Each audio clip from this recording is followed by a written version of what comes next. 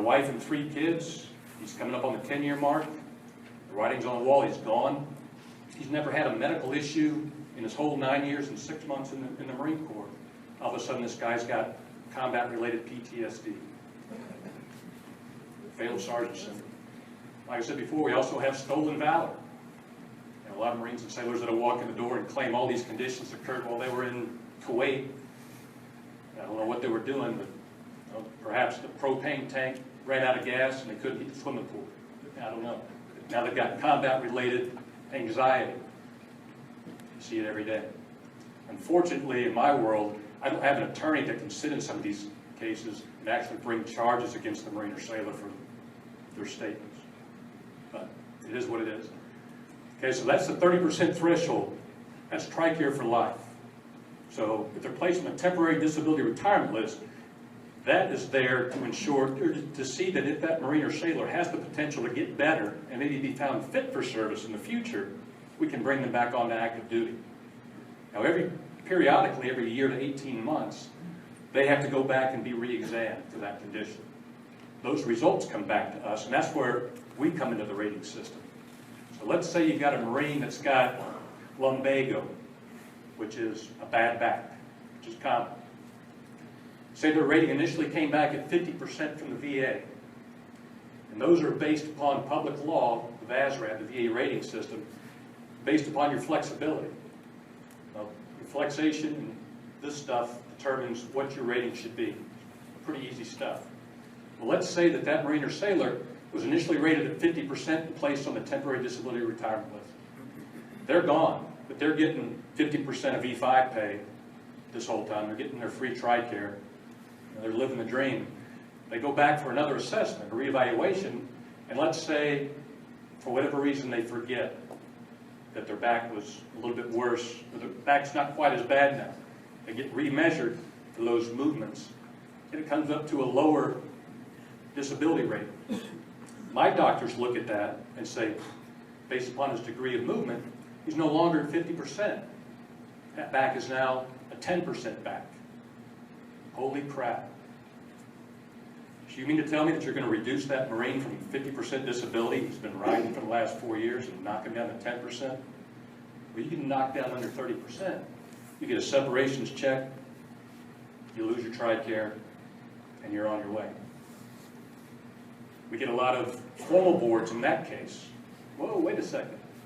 When I went back for that checkup, I had just taken a Valium, so I could move better. But now it still hurts. I need to be reevaluated and have another board because I'm at least 80% now. It happens every day. That's a biggie, 30%. The other biggie is 50%. For those of us that are a little longer in the tooth, you do your 20 years, you do your 30 years, and you retire. If your disability, now this isn't an unfitting condition, but if you've got sleep apnea, any sleep apnea guys here? Sleep apnea with a CPAP machine, that's a 50% disability alone into itself. Don't get a sleep study. If you're retired and your condition is rated 50% or higher by the VA, you're entitled to what's called concurrent receipt of retirement benefits, passed in 2008. So for us, the majority in this room elected the high 3, right? Get your high 3 from the DOD for your retirement at 20 years as an 04, 30 years as an 06. That doesn't change. If you're retired at lower than 30% or lower than 40%, that amount still doesn't change. It's just the taxable part changes and where the pot of money comes from. 40% will come from the VA, the other 60% will come from the DOD, but pretty much that number stays the same. At 50%, concurrent receipt of entitlement benefits means that you get your 50%, but the VA gives you another check on top of that in addition to your retirement. Concurrent receipt. If you go online, you go to the VA's website, there's a different chart, and it's based upon your time in service, the number of dependents you have under the age of 18, and there's a chart. If you're 100% disabled, and you're retiring as a major at 20 years, you have 2 kids, married with 2 kids, that amounts to $3,200 a month. in addition to your normal 50% retirement, the VA is going to cut you a $3,200 a check per month tax-free. Big difference there. The other thing, you throw in the combat-related combat zone stuff, and that number even goes higher. Trust me, your Marines know this stuff. They know this stuff. Next slide. Again, we've gone over this. This is composition of the board. All the line officers, again, we take our job very seriously, and each case is weighed on its own merits. So just because you've got somebody that's got an ACL reconstruction today, and I look at a different Marine in a week, I might have a different outcome. There's not a cookie-cutter approach to anything we do. We look at everything based upon the merits of that specific case. And again, we call it a three-legged stool. It's what the physician said in the med ward. It's what the line officers say. And this is what the CO says, line officer, and the service member. We do take into consideration what the service member's personal desires are in some cases. A lot of young Marines don't like to tell their first sergeant that they no longer want to be a Marine. They no longer think they can be a Marine.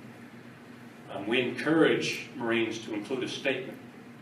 Right? Write a statement in there. No repercussion, just why don't you think you can be a Marine anymore? I had a board and I had a gunny that was a sniper. And he went through a lot in his career in Afghanistan. And he came in to plead his case, and I looked at him and I said, Gunny, why are you here? I mean, it's very obvious from his combat awards and his Purple Heart. And it's very obvious that his story's on the up and up, and we concur with him. And he says, I don't know, sir. I think I just needed to talk to somebody. Just needed to tell somebody. It happened. I wish I could say that you could trust all your Marines, but trust but verify.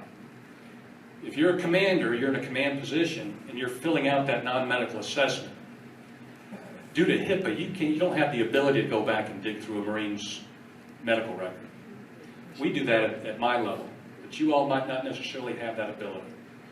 So my recommendation is when you're filling out that non-medical assessment, if you're not sure, if the story doesn't add up, put in your statement, according to the Marine says X, Y, Z. Not, well, since the Marine told me he was in the Battle of Fallujah 2, he obviously was in the Battle of Fallujah 2, right? If you can't verify it, put, according to the service member, this is what the service member says. Easy. Any questions so far? Next slide. Okay, again, diagnosis versus disability. We all have disabilities. We all have diagnoses. Consider the severity and prognosis of the conditions, and now I've realized I've overstepped my lane, and I'm going to let Dr. Ferrara talk about the medical. Hi there. My name is Elizabeth Ferrara. I am a peds nephrologist by training, so you might think that's kind of a weird job for somebody to be sitting on the PED, because clearly there are no pediatric patients there, and there's not a whole lot of kidney disease there. But that being said, as Colonel Mackey pointed out, we all come with a lot of medical experience, and actually the peds nephrology part pretty much has nothing to do with it. So I do pay a lot of attention reading these charts, and that is completely within the purview of any medical officer up there. Like Colonel Mackey said, we have forensic psychiatrists adjudicating on orthopedic cases. We have orthopods adjudicating on depression and PTSD, so we cross all sorts of lanes. So the biggest issue that I really want to bring up is the issue of the diagnosis versus disability. So all of us at some point in our life have been to medical for some reason or another. Some maybe more than others, but most of us probably sitting in this room have been there fairly infrequently. But that does mean that when you were seen by medical, the diagnosis was written on the bottom of your chart, whatever that was. But think of that diagnosis. All of us have them, whether you have headaches, low back pain, etc. Just because you have a diagnosis does not mean that it's a disability. So what is a disability in our mind? It's something that prevents you from doing your job. And so what is the job of a Marine? Well, it can obviously be actually functioning within your MOS. It can be related to being able to function in garrison versus deployed versus assigned to a ship versus doing the PFT, CFT. So it's not one particular thing, it's a multitude of things. If you have an inability to do one particular thing, that in and of itself does not constitute a disability in our mind. So if for some reason the person has, let's say, some elbow pain problem and they can't do their ammo can lifts or their push-ups, but they can still otherwise do their job, that's probably not something that's going to fall into the category of disability in our mind. So as Colonel Mackey said, the most important thing that we actually look at, and even I as the doctor, the first thing I look at is the non-medical assessment. So if we keep saying NMA, non-medical assessment, I want to see, show of hands in the room, how many people here have actually completed or filled out an NMA for any of them ratings? Okay, so actually a fair number. So for those of you who have not seen an NMA is basically just a piece of paper that has a bunch of questions on it. It looks kind of imposing, but it's really not. But what you write on that piece of paper actually significantly impacts our decision. Because as Colonel Mackey said, we care about what you think, not what the doctors think. Not that we don't care what the doctors think, because I am one of them. But this once again translates the diagnosis to the disability part of it. So the things to make sure that you pay a lot of attention to when you're filling out that NMA is the very bottom section for the CO comments. Because since many of the other things are yes/no questions, or you have to make a very short, like 2-3 word sentence answer, that's not really conveying to us what your concerns are. So please don't, if you have a doc embedded in your unit, hand the NMA to the doc and say, can you fill out this bottom portion? Because believe me, we've all read doctor language, we know exactly when the doctor's written that, and I don't care what the doctor says right there, I care what you say. And as Colonel Mackey said, what I really care about is not anybody else other than truly the CO. So please don't have a written bi-direction. Take the time, hopefully, to go ahead and do this. And so what we look at is the severity as well as the prognosis. So there is really there are almost no automatic conditions that require a PEB referral. So outside of schizophrenia, I really don't know that there's a specific quick condition that has to be referred to us. As Colonel Mackey said, an amputation of an extremity, there are many people that you've seen out there with prostheses who are sometimes even better than people who have all 4 extremities. So we do not consider an amputation an automatic disqualifying diagnosis. Migraine headaches, not necessarily. Depression, not necessarily. So once again, we look at each individual case on its own merits, which is why your input is so critical. One of our biggest jobs is making sure that when there are medical things going on, that we do convey to the line officers there exactly what this means in terms of medical translation for how it impacts their occupation. Colonel Mackey and Mr. Reister both talk about, it's a 2-to-1 vote. I don't want you to think that the line officers and the medical officers are split down the middle, because it's actually not that infrequent that actually a line and a medical officer agree, and then there's another line officer on the other side of the 2-1 vote. So it really is kind of trying to figure out the best thing for the service member. A couple of other comments that I wanted to make. When you're looking at the NMA, we also go back and look at their fit reps or their evals. And so one of the things that we find very difficult to bring to some sort of cohesive decision comment from the command is when you have people who on their evals that you guys have been writing show upward progression. They were in the box 5 on the Christmas tree, and then they're in the box 4, and then they're in the box 3. And so we're seeing forward progression in their career. You guys talk about that these people walk on water. They're fantastic. They're great. This person spends all sorts of extra time doing extra work. And then their NMA says that they're falling apart and they can't do anything. So we look at that, and it actually makes it very difficult for us to come to a reasonable adjudication about what's been going on with them, why all of a sudden things are different. Now, there's no doubt that something sometimes will change. There'll be some acute change in their condition that makes them not functional.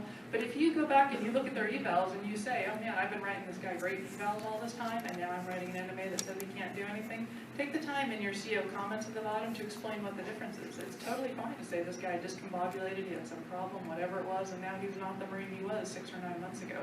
That'll really help us as we look at these things and have different opinions of how it is that today we're not being able to say this person is actually able to be functional. The comment about combat zones, so Colonel Mackey had written, we don't really need the hearsay of this injury definitely occurred in the theater. We go back and look through the medical record and actually find the first time the person complained of their back pain, their headache, etc. So if we find that, they first hurt their back when they were playing football on Unit PT here on Camp Pendleton, and they weren't in a combat zone, it's not going to get rated combat zone. That being said, sometimes when you're in theater, you don't necessarily get to go see medical, and so there may not be a note in the chart.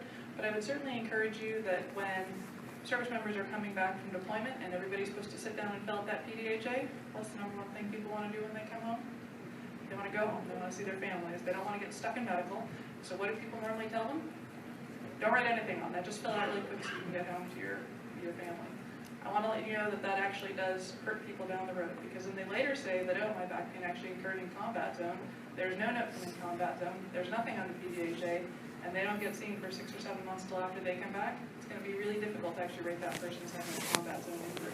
So just because they have something that happened in combat zone does not mean that medical's going to stick them here and not let them go back and see their families. If they're still saying, oh, this really hurts and I can't move, they're probably going to have to go see medical. But if they just said on the piece of paper, I got hurt in combat zone, my back did hurt, it's not hurting now, they can still go see their family. So please do not tell people to hurry up and run through the PDHA and just check off everything's fine. That'll have implications later on. In terms of if we send back, so the 3 findings that we can come up with are fit, unfit, or PFIT. I don't know if you guys have heard of those things. So fit, just so you guys realize, fit from us means fit for continued service. That does not mean fit for full duty.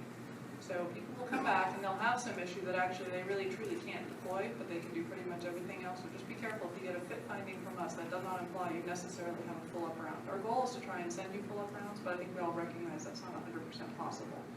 PFIT is a category you might hear about. PFIT stands for presumed fit, and that's for people who've really made it most of their career. They're probably at 19 years plus, they really wanted to make it to 20, and now they have this condition where they can't do the CFT, they can't do the PFT, whatever it is that's really impeding them, they're actually almost at risk of being sent on their way and almost being done with their career. Nobody wants to do that to a service member who spent so much time in the military. So PFIT categorization means that if they didn't have this condition, they would have made it to the end. We're going to allow them that last 9 months, 12 months, whatever it is, they can get to their full retirement. So if a PFIT finding comes back, that's what that implies. That means that they're almost at their high-year tenure, their EAOS, they would drop their retirement papers anyway. If it weren't for this, they would have made it to that. We'll allow them to live along for a little bit. Okay? Those are all the comments I have. Pass back to Colonel Mackey now. Next slide. Just a couple more things that aren't on this slide in particular, but you've heard the adage that the Marine Corps is a very small place. Well, very often I'll get a non-medical assessment written by a CO that I personally know. And I absolutely put a whole lot of water in that, especially if I hold that guy in high regard. Another thing, if a Marine comes before the board, and I personally know that Marine, or personally have served with that Marine, or maybe that Marine served with me and I don't know. Maybe it was a private in my squadron that did 3 months before he was FAP to the Okuma at Okinawa, and I never laid eyes on the guy, but the Marine remembers he was in my squadron. I'll step away from that board, okay? If we know anything about that Marine, we'll recuse ourselves from that specific board. One last thing I want to get into in terms of percentage. Why do you all think that you would have a senior staff NCO or senior officer going through the PEB process, seeking a medical retirement, vice just walking away and retiring? Does anybody think there's an advantage to that? I can tell you in 99.9% of the cases there is none. If you serve your time and you do your 20 or you do your 30, you're going to be much better shape on a financial side than if you're med boarded out in one condition, and that is those of you that are going through divorces. Whether you know this or not, and trust me, your Marines do, if you are medically retired, your ex-wife or ex-husband is not entitled to any of your retirement benefits. We know that on the board. So when I get a senior staff NCO or a senior officer coming across my desk, I'm like, why in the hell does this gunny want to medically retire at 21? What is going on here? The guy's a water walker. He's doing great things. Command thinks highly of him. And he's trying to be medically retired for his back, and suddenly he can't do anything. Maybe sometimes he comes down with a mental illness that now, well, for the last 21 years, he's a stellar performer, and now he's in the fetal position in the corner and can't do anything for his mental health condition. You're medically retired. Your ex-spouse gets nothing. Those cases that come before me like that, 99.9% of the time, they'll come back to you as fit for duty. We don't play that. I actually sat on a board where a senior chief brought in his girlfriend to be a witness on his behalf in a formal board. Just review the package. He left his wife and kids at home, but his girlfriend took the trip to D.C. with him so she could testify as a witness on his behalf. Kind of ridiculous. He didn't think things out. Next slide. These are our tasks as line officers. Again, Mr. Reeser said there's 7 of us, senior Marines and senior Navy, different levels, all commanded at different levels. Bring some baggage, bring a lot of experience. Those other conditions, like I said earlier, yeah, there's armed combat that is considered combat related. Those are the other instances that your affliction could have occurred in which it's also considered to be combat related. For Marines, a lot of times that comes in with a CFT. Firemen carry, we see a lot of Marines that wrench their backs. But again, we go back and do the deep dive into the forensics. So if I have a Marine coming across my desk that says he hurt his back doing a CFT, okay, I would like to take that as gospel, but I don't. I actually go back and look at the first time that Marine presented himself to medical with a bad back. Like Captain Ferrara is saying, he was doing unit PT playing flag football 2 years before he says he hurt his back. It's not where it hurts now or when it hurts now, it's the actual genesis of that condition. So if it occurred 2 years before you deployed, you sought medical help for it, but now you're going to come forth and say that it happened while I was deployed in Afghanistan, chances are we're not going to rate that as a combat zone affliction. We're going to go back to the genesis of the actual problem. We've actually never thought it'd be good that, you know, we have young Marines, believe it or not, that come forth and they'll have volumes of medical records. 5 and 6 inches thick, 3 volumes. You just wonder, how does this Marine even survive? They spent more time in medical than they have in the fleet. Entry-level separation guys. The Marines hurt in boot camp. You know, it does happen. Get knocked out in pugil sticks, suffer TBI, careers ended short. Those Marines are going to get permanently retired eventually. And they're 3 months in Paris Island or San Diego. They're going to get TRICARE for life. And they're also going to get medical retirement check for the rest of their life. Next slide. Non-medical assessment, I think we've beaten this to death. Can't overemphasize the importance of it, or underemphasize the importance of that. We really do care what the commanders say. First thing we go to when we look at a case. I sat on a top-level school board several years ago, and that's when I really realized how small the Marine Corps is. You know, when I'm looking through fitness reports, I might not know that Marine, but there's a good chance that I personally know, or very close to someone that personally knows one of you all that wrote that fitness report. And depending upon my relationship with that Marine, we all do it, but you place a certain value on people. If you say he's a good guy and you and I are buds, you say, hey, he's a great guy. He's a great guy in my book too, because you think highly of him and I think highly of you. It's just how the Marine Corps works.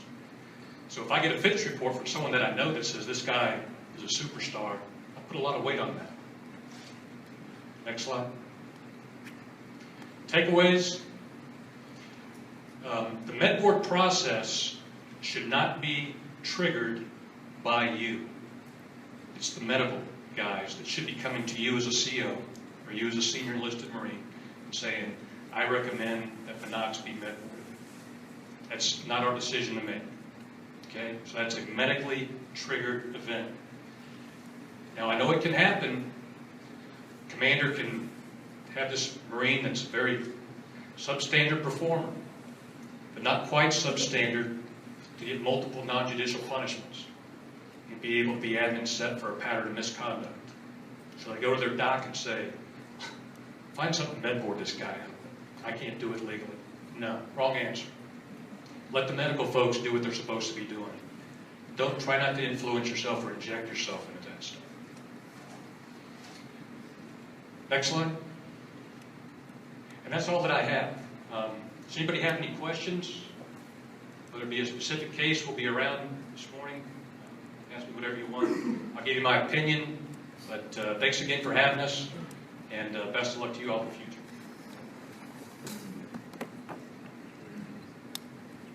Before I turn it over to Lieutenant Commander Hoseland, who's going to make a couple of administrative comments, a couple of final points I want to make. We brought with us today booklets, and some of you may have already grabbed them when you came in. They're on the bar there. It's a quick series book that describes in detail the process of the integrated disability evaluation system. It's one of the reasons I didn't go into great detail today about that process is it's a very complicated process. To come up with that fit or unfit decision, there's lots of levels of appeal, there's lots of things that happen during that process. You're not going to get all that taken away today.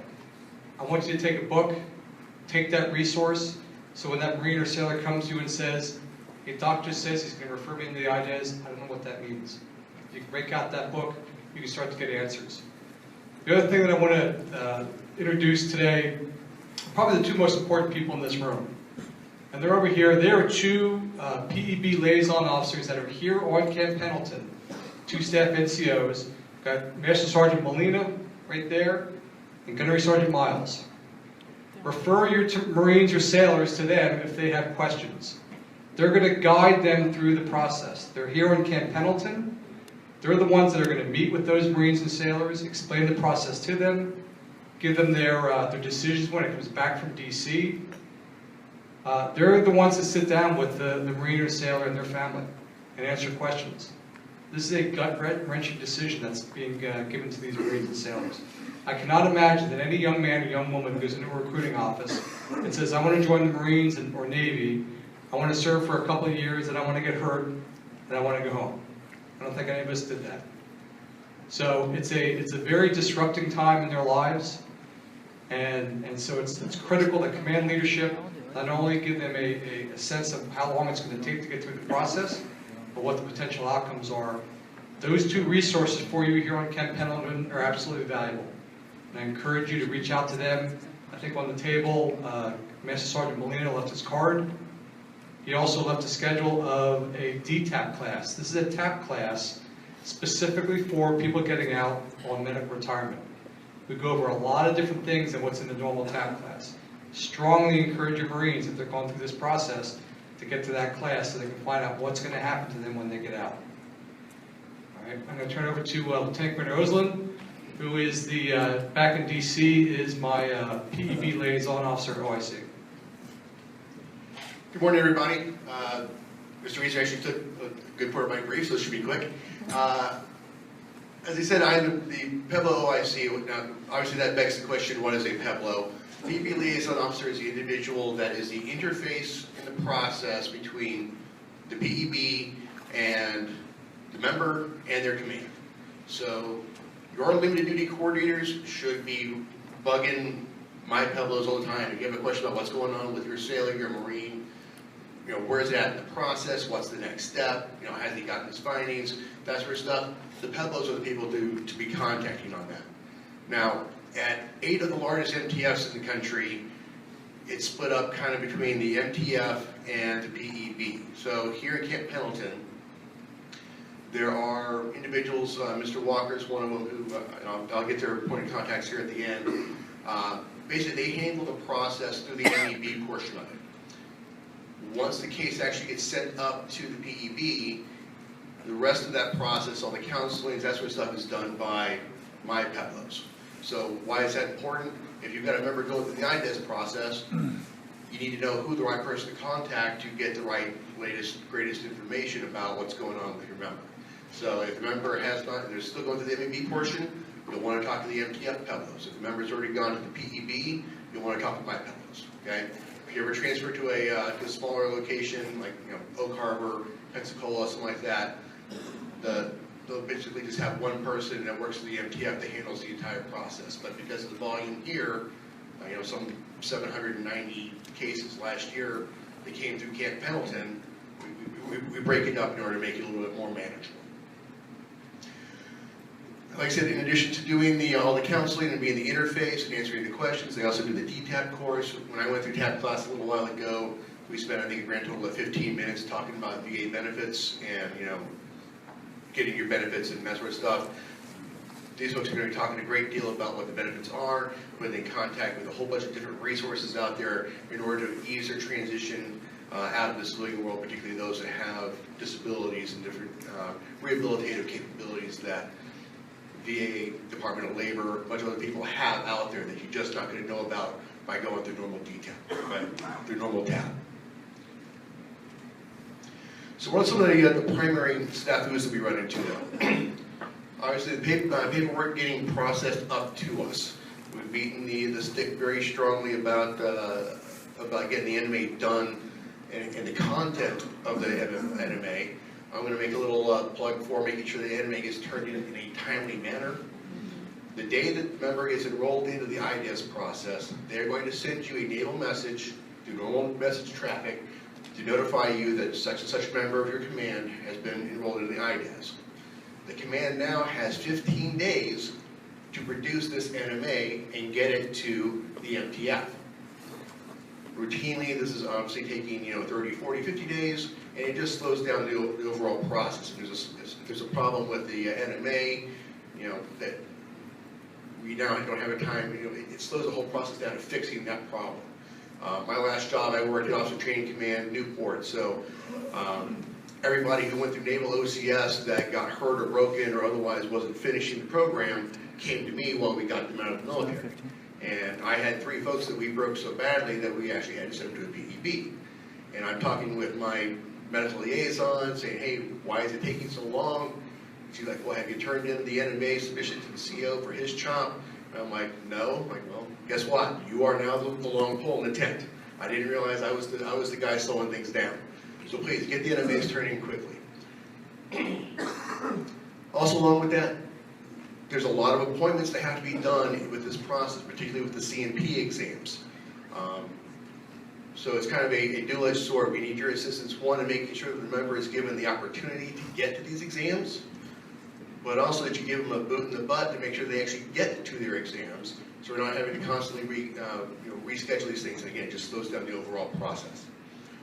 Once we get the package up to PEB, they adjudicate, get it to the DA, we send the findings to the member, and Pebbles counsel them. That member now has 10 days in order to provide us what we call an election of options. Whether or not they accept those findings, and we just process and we finish processing it, or they're requesting that next level of appeal.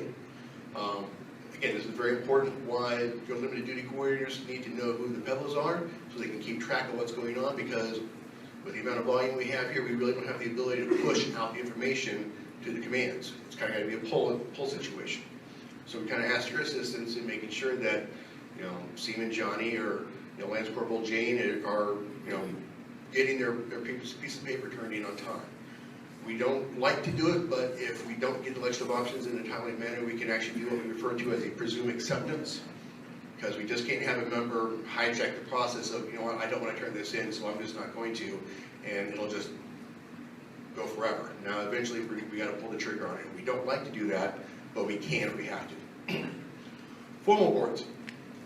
As was mentioned several times, we pay for the travel. And this board is actually a Secretary of the Navy mandated board for the member. So if the member is granted or is given a formal board, you all unfortunately do not have the authority to say, no, I don't want to send you there. The Secretary of the Navy has said, this member gets a board to come to DC, he's got to get. Now, we will pay for it. But it is the command's responsibility and the member's responsibility, but the command's responsibility to make sure that member gets into DTS and gets an account made, puts in their authorization request, make sure that they've got a government credit card.